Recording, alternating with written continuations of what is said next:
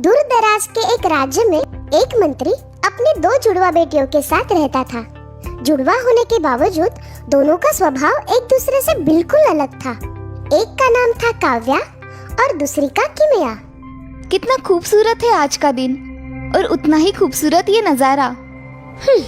मुझसे ज्यादा खूबसूरत नहीं हो सकता। हाँ मेरी प्यारी बहना, तुझसे ज्यादा खूबसूरत नहीं है। काव्या बचपन से बहुत ही शांत, सरल और समझदार थी।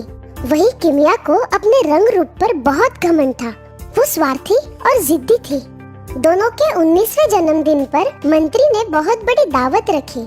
सभी राज्य के राजा और उनके परिवार को बुलावा भेजो। इस भव्य दावत में सभी लोग सज धज कर आए थे। काव्या की नजर एक आकर्षक राजकुमार पर पड़ी। किमिया भी उसी राजकुमार को देख रही थी। वो देखो, वो राजकुमार कितने आकर्षक है।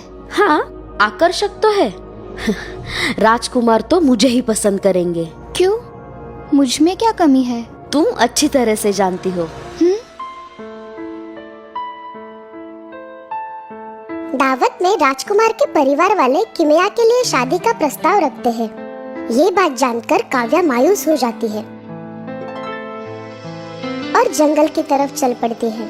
जंगल की तरफ जाते वक्त उसे एक बुजुर्ग जादूगर रोक लेते हैं।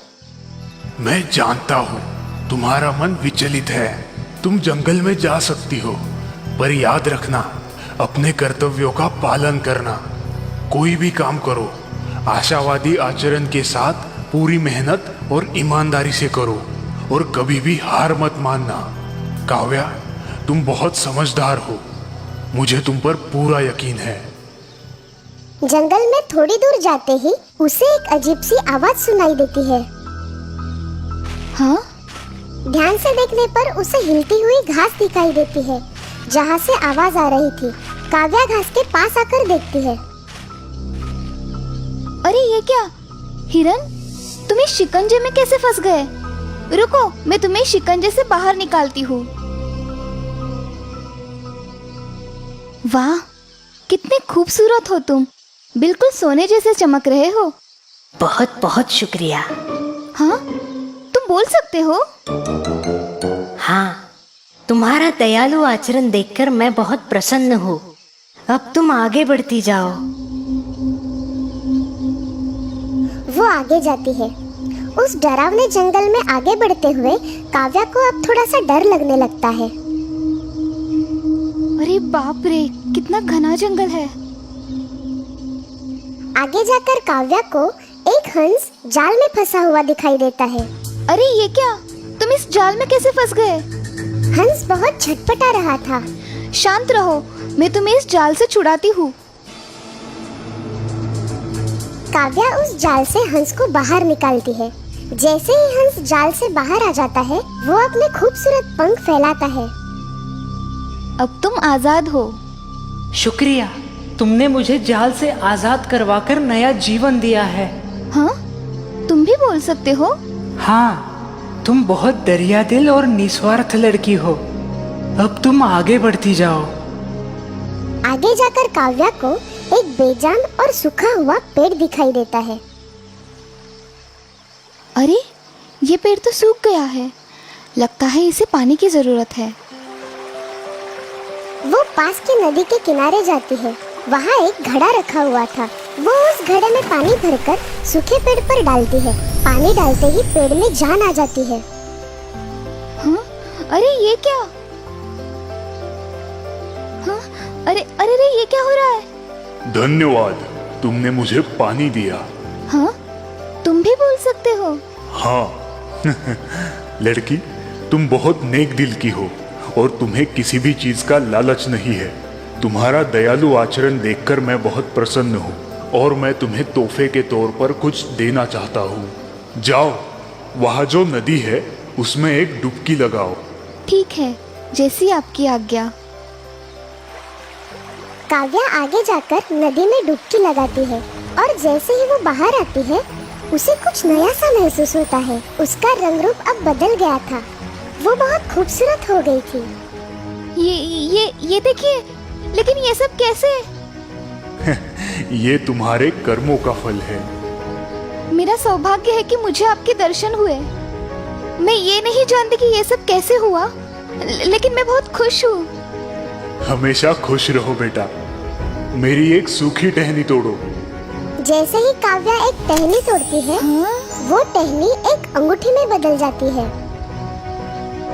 तुम्हें जब भी कोई दुख हो या मन चिंता से घिर जाए तो इस अंगूठी को चूम लेना, तुम्हारी सारी चिंताएं दूर हो जाएगी। वापस आते वक्त काव्या को वही जादुई हंस फिर दिखाई देता है।